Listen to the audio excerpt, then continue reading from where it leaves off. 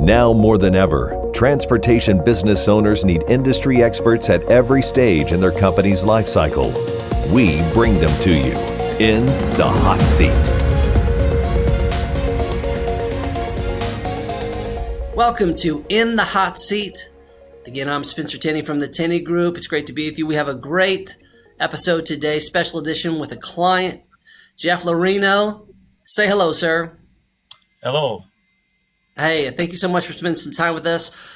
Before we heat things up here, let's just take 30 seconds. Tell our audience just your name and a little bit about the company that you recently sold. My name is Jeff Lorino. Trucking's been in my family my whole life.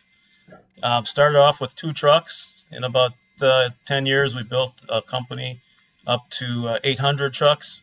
Went through the 2007, 2008, downsized a little bit, and then I started a second company and did mostly the same thing, just a little bit smaller. But every one of those experiences was wonderful, a big part of my life. And then I suppose later we'll talk about the next chapter that I'm in, which I'll be happy to share. Well, let's jump right into it, sir. So, quick question. What were the factors that ultimately led to you exploring a possible sale? What were you thinking about? Well, in this day and age now, the business is getting more difficult every day. New technology, training employees, and it's a lot of work. And at some point, you have to get away from the business because you'll never relax if you don't. We needed some help with another carrier, perhaps, to take us where we wanted to go. And for a long time, it felt kind of hopeless, but with the help of Tenney Group, it turned out very well. So what prompted me to do it was the quality of the partner that we have and the goals that I want to continue to pursue with that team. So that was a big part of the decision. So let's just kind of jump in there on the transaction side. What were some things that surprised you during the transaction process? Once you decided to sell, we started the process. What were some things that surprised you along the way? Oh, that's a good question. I was surprised at how nervous I was going to bed every night, wondering if this was the night or tomorrow's the day that something's going to happen. But like a lot of things, you have to be patient, which I'm not. I want instant gratification. Quite honestly, the effort that Tenney Group put together, I always had answers for me. They were very straight up. I discovered how difficult and it is to sell businesses or for people doing that. Again, the timing, the waiting, you get your hopes up real high, and then all of a sudden it doesn't work out. You got to be patient. The more of those that you get makes more sense as you move forward to find the right sale or the right partner. So let's talk about the right partner. It's not a small thing. Of course, there's financial terms. What were the things that you were thinking about as you selected the buyer that would kind of take over your legacy there? What were the characteristics that you wanted from that buyer and ultimately influence your decision? I think when I talk about partner, it really is partners. If I, as an individual, was out there marketing the company, trying to sell it, that would be very difficult. So Tenney was our first partner to educate me on what would happen in this sale and how they're working it. One of the characteristics and what was important to me is that I've been very successful in my career, and I owe it to the wonderful people that I'm surrounded with. I've got employees that were with me for 25, 30, 35 years. I always think that's impossible because I'm only 36 years old, so I don't know how that happened. And if anybody believes me, this was worthwhile today. The people that I have are just amazing people. We've won awards for our excellence. We've gone through so many difficult situations and problems that it was just amazing that we were able to do what we did in those cases. What was really important to me was what's going to happen to our staff and how will they be treated in any transaction. There's people out there that want to write a check, turn in your key, go away, and then you're done. That's not what I wanted to do. I still feel very good about continuing to work. Work has been a part of my life. I love the business, love the people. The partner that Tenny found for me was a company that hired every single employee that I had, every single one of them, and guaranteed their current wage. To me, that was probably the biggest win there. And to see those people, at first they were very scared, what's going to happen to us. And we're in the second month right now, and everybody's very happy and couldn't have gone any better. Oh, that's wonderful. So now you are on the other side of the transaction, a little bit different perspective. There's a lot of folks out like you in the trucking industry who've not yet done this, probably have some trepidation about it. And so, what advice would you give to first time sellers out there who may be looking at an exit from the trucking industry sometime over the next 1 to 5 years?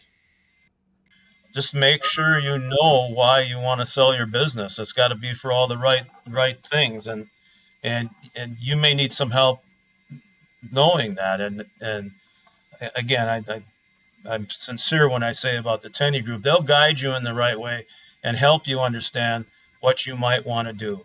But as I said earlier about early hopes, you may change your mind in the transaction over and over again as you see the opportunities become available to you. I got to see all different kinds of companies, options, and changed my mind a little bit in the end. And but you have to be open-minded too. If you're selling and getting out of the business, I guess that's pretty simple. You should prepare though, after the first week, that the phone's not ringing and you have nothing to do, and that's okay. They'll probably hire you back. As far as I'm concerned with our partner, I've got an excellent job. Actually, the first job I've had in my life. I've always owned my own company. I ran my own company, so I'm still on probation. They're not sure about me yet, but no, it's great to see the company that we are with now. Their excellence is it's what I wanted to do with my company as were growing, and that was really significant. But just make sure that you know what you want to do and that you're committed to doing it. It's a couple times we had some offers on the table, and I was all very happy at first, and halfway through it, I was changing my mind. It's better off if you just know right away. It'll make it a lot easier. Well, to be fair, it's a tough process. Largest financial transaction of a lifetime. It's difficult to get through that without a little bit of roller coaster here or there from an emotional standpoint. So let me focus on the next chapter of life. What is one thing that you're really excited about in this new phase of the Jeff Lorino show? The lack of stress and pressure. As a smaller company, being the owner, going to bed at night, wondering if you had enough money for fuel. Is our toll bill paid? Are we going to make payroll? Can we afford to maintain the trucks? All that pressure, that accidents, safety, that all comes off your shoulders. I'm working for my partner company, and I'm still concerned, but all the weight is not on my shoulders. It's like I've been born again. And as far as how I'm working, I only know one way to work. Whether I own the company or not, I work like I own the company. I work for the company now because I'm grateful, just like I would do when I had my own company. And I made a promise to myself and to do that. I want to continue. I want to be the best employee there is. I strive to be the best company over these years, and I want to be the best employee. And it's really important that moving all of us, our whole team together, took a lot of pressure off. Also, we were all still in it together, and we're showing our partner company what we can do, and I hope they're very happy with it. So far, it's going very, very well. Well, I couldn't be happier for you, Jeff. So let me just kind of wrap this up with a little wild card question. So you're a pretty healthy guy. I understand that you're a pretty serious runner. What's the most interesting long distance run that you've ever taken? When I talk to people and tell them I run marathons, the first thing I get is a look at me, and then they look down below. I like to eat too. And I always tell everybody, when they ask me how I did in a run, I said I won because I'm in the heavyweight division. So running that, across that line, 26.2 miles. I did the Chicago Marathon. There were 55,000 people. I was number 27,999, and I've never been prouder of anything in my life. It's seeking a goal, kind of like running a trucking company. I'm sure there's been times halfway through a career where you're wondering, can I make it to the finish line? Can I do it?